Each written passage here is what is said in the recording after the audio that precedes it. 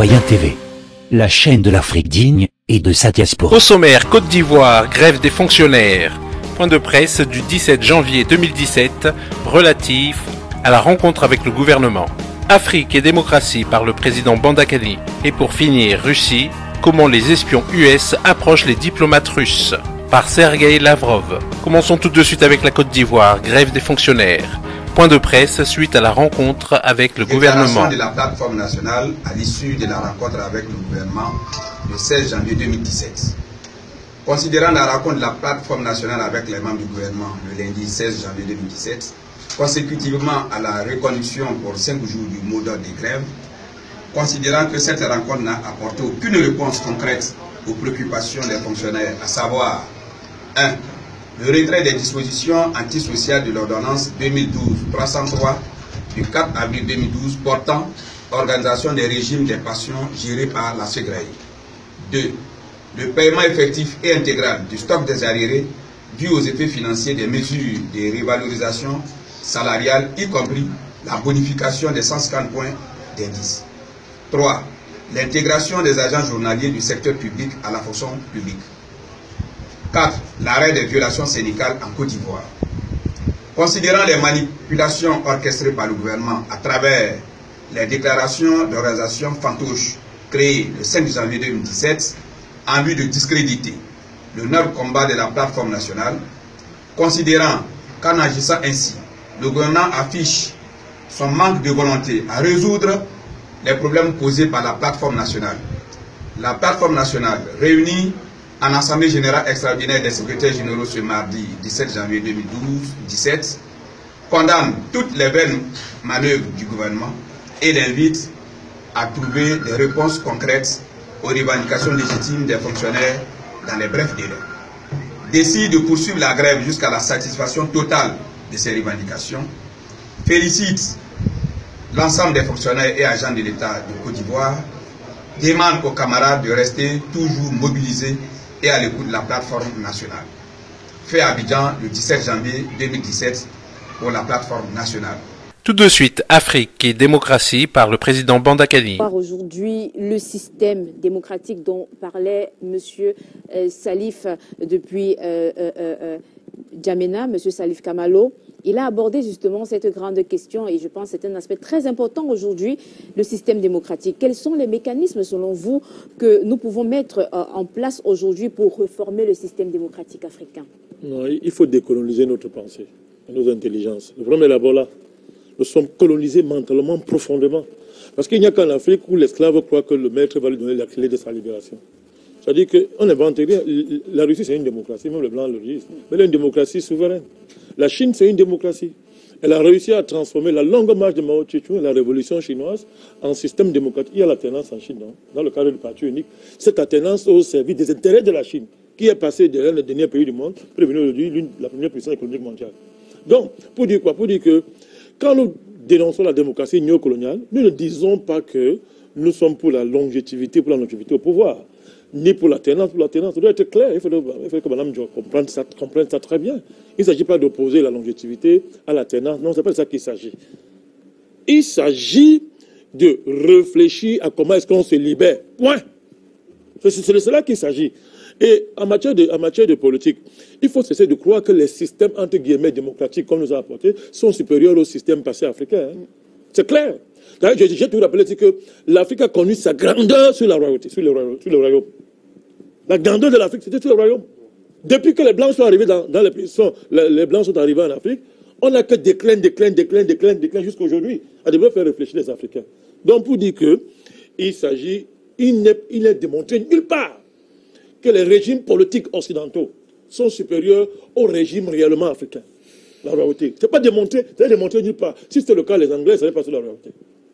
Il n'y aurait pas de royauté en Europe, par exemple. Si c'était le cas réel, tout le monde sait que la reine d'Angleterre a le vrai pouvoir en Angleterre, que le Premier ministre, c'est le coursier de la reine d'Angleterre. Tout le monde sait ça, parce qu'elle a le droit de veto. Tout le monde le sait. Donc, je voudrais dire rapidement deux ou trois choses par rapport à ce qui a été dit tout à l'heure. Alors, on dit que nous diabolisons les Blancs. Le Pen dit ce que nous disons ici, Marine Le Pen. Elle dit que la France pille les pays africains. Marine Le Pen le dit. Si Mme Diop vient en France, elle sait de quoi je parle. C'est une référence. Jacques Chirac l'a dit. Il a dit que nous, les Français, nous vivons grâce aux Africains. Depuis qu'il a dit ça, on lui a trouvé maladie. Ah oui. Voilà. Une grande partie. Nicolas Sarkozy vient de dire dans le monde de vision, avant qu'il ne perde les élections, avant qu'il ne soit chassé de l'histoire, Nicolas Sarkozy a dit que si la France perd le franc CFA, elle va passer de 4e puissance à 22e rang. Nicolas Sarkozy l'a dit. Les Allemands viennent de faire un rapport, les Allemands, où ils démontrent que la France siphonne 400 milliards de dollars par an aux Africains par le mécanisme du franc CFA. Il n'y a qu'en Afrique où les Africains et les Africaines viennent nous dire le contraire. Ils sont même plus blancs que les Blancs. Nous on dit ça, c'est-à-dire qu'ils sont même plus blancs que les Blancs. C'est-à-dire ils nous disent que non, vous diabolisez les Blancs, plus que les Blancs ne se diabolisent eux-mêmes. Chirac est l'ancien président français. Sarkozy est un ancien président français. Les Allemands ne sont pas des Africains. Et Le Pen n'est pas ma soeur du village. Donc, vraiment, arrêtons de dire n'importe quoi. Deuxième chose, c'est une drôle de justice quand même que les Africains font vis-à-vis d'eux-mêmes. C'est-à-dire, il y a dans une affaire un voleur et un receleur. Les Africains condamnent seulement le voleur, soi-disant. Et les Africains sont des voleurs. Vraiment, ils sont des voleurs. Les receleurs ne sont... Non, ils sont les placés au paradis. Mais c'est ça, c'est que j'ai de justice. Où tu condamnes le voleur et le receleur, tu le lèves au niveau de Jésus-Christ. C'est-à-dire qu'il est même le bon Dieu, alors que les receleurs. C'est pas possible. Moi, je ne vais pas revenir sur les histoires des financements occultes. Tout le monde sait ce que ça veut dire, les financements occultes. C'est créé par la France, c'est organisé. Ceux qui ont dit non, on a coupé leur tête. Je ne vais pas reprocher aux présidents qui, ayant vu la tête de leurs collègues couper, ont voulu préserver leur vie le temps que le peuple se réveille. Moi, je ne vais pas leur reprocher ça. Je ne suis pas un sorcier. Donc, on sait que c'est la France qui a créé ça. Donc, tout à l'heure, on a écouté mon ami Tchala du Yaoundé, le leadership. Alors, Madame Ndjok nous demande qu'il faut renouveler les élites. C'est mon frère Tchala tout à l'heure. Il m'a tendu la main, je la prends. Mais on ne sera jamais d'accord avec cette conception du pouvoir qu'il a. Comment tu peux être... Tu dis que le problème de l'Afrique, c'est le leadership. C'est vrai. Toi, tu incarnes le nouveau leadership et tu dis que vraiment, si la France veut t'aider à arriver au pouvoir, tu ne dois pas refuser. Comment peux-tu croire que l'aide de la France pour t'amener au pouvoir sera gratuite? Donc tu crois que tu vas être plus intelligent que les Français, ils vont te mettre au pouvoir, ils vont te laisser imposer. D'autres gens l'ont fait, ils ont été tués. Le Fouet ont pensé comme toi, à l'époque, dans les années 50. Le Fouet a dit, repli tactique. Je vais m'entendre avec De Gaulle et après, je vais la voir. C'est la France qui l'a eu.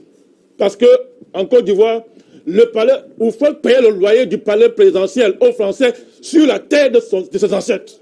Vous faites. Mais il avait dit non, repli tactique, je vais en voir, je vais le tromper. Bozizé a pensé comme ça. Les Senghor ont pensé comme ça. Tous ces gens nous disent comme ça que non, il faut vraiment... on va les jouer. C'est-à-dire on va être plus sage qu'eux, on fait seulement les travaux qu'on va les avoir. Ça n'a jamais marché. Donc vraiment, on ne peut pas croire qu'on peut arriver au pouvoir avec l'aide des Français et jouer ces gens-là. Par rapport au renouvellement des élites, Madame Diop, mais Talon, Ouattara, Macky Sall, les Boiries et consorts entre guillemets, Ibeka, quand je suis en train de le voir là, où est le sommet France-Afrique, sans commentaire. Donc, c'est le renouvellement des élites. Mais voyez à quoi ça nous aboutit. Ils sont en train de dire qu'ils vont aller chasser un dictateur en Gambie, Yahya Jammeh. Je demande aux Africains qui nous écoutent, en quoi ces gens, eux, sont supérieurs au président gambien? Comme ils disent, qu'est-ce que Ouattara, Macky Sall, Talon et consorts ont de supérieur à Yahya Jammeh, à tout point de vue? En termes de bilan, en termes de patriotisme, en termes de démocratie, tout ça. En quoi? Mais voilà votre démocratie. Voilà vos élites qu'on est en train de renouveler. Alors, moi, le constat de dictateur, j'ai déjà expliqué ici qu'il n'y a aucun dictateur en Afrique. Je ne sais pas si on parle français. Ce n'est pas notre langue, hein, mais il faut quand même respecter cette langue-là. Si on la parle, on la parle. Hein. On maintient le sens. Il n'y a pas de dictateur en Afrique. Pour le dictateur, quelque part, il faut avoir tous les pouvoirs. Vous n'avez pas de monnaie. Il y a le porte colonial qui pèse sur vous. Vous avez seulement la police pour mettre l'ordre. Vous êtes dictateur de quoi? Quel président africain décide de l'économie de son pays? Pourquoi on l'appelle dictateur? Donc voilà comment les Blancs viennent avec des concepts comme ça. On ferait 2 enfants avec ça, et on balance comme ça. Et comme les élites africaines sont trop intelligentes pour ne pas être intelligents à la fin, ils balancent les concepts là. Il y a dictature, dictature. Dès qu'on veut saluer un président, on dit que c'est un dictateur. Les Africains ont peur. Il n'y a pas de dictateur en Afrique sur le plan scientifique, ça n'existe pas. Il y a des sous-préfets, il y a des gens qu'on a placés à tête des États, il y a des dirigeants néocoloniaux, oui, mais il n'y a pas de dictateur. Les vrais dictateurs, ce sont les pays occidentaux qui imposent ces dirigeants et qui font la dictature au niveau des Nations Unies. Et pour finir, Russie, comment les USA approchent les diplomates russes par le ministre Sergei Lavrov. Ce qui concerne l'embauche,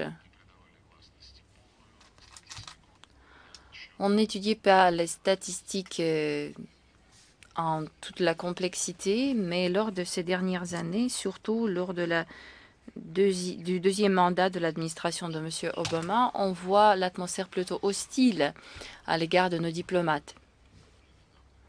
Madame Zakharova, lors de son récent discours à la télé,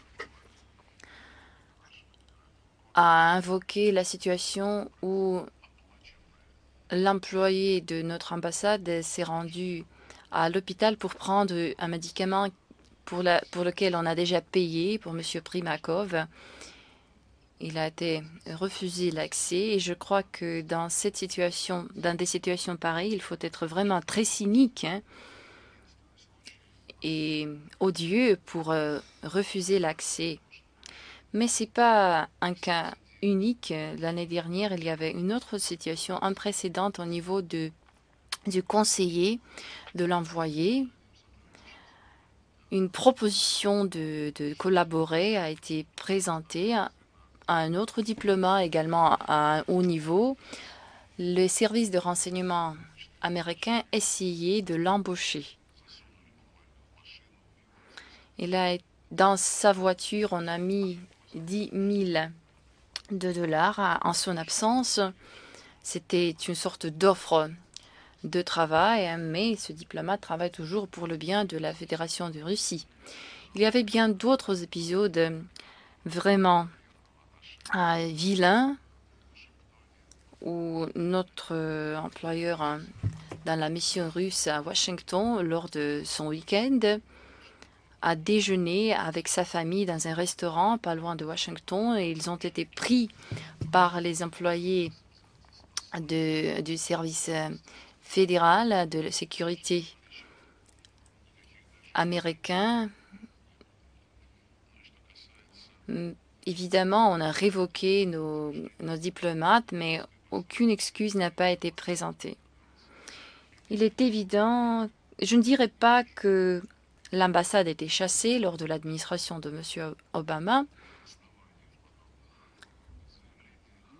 Il n'y a pas de raison pour le dire. Il y avait d'autres situations qui sont devenues publiques parce que très souvent, on les représentait comme une chasse pour des diplomates, mais en réalité, la situation est tout à fait différente. Le travail de renseignement des représentants américains a été également avorté. Il y avait une autre situation où un diplomate américain travesti, en perruque et avec des sourcils artificiels, a refusé de présenter sa carte d'identité aux services de sécurité qui sont responsables pour assurer la sécurité. Il y avait bien d'autres cas avec cette cirque travesti. C'était un vrai bazar quand les hommes étaient habillés en femmes. Tout cela a été bien signalé.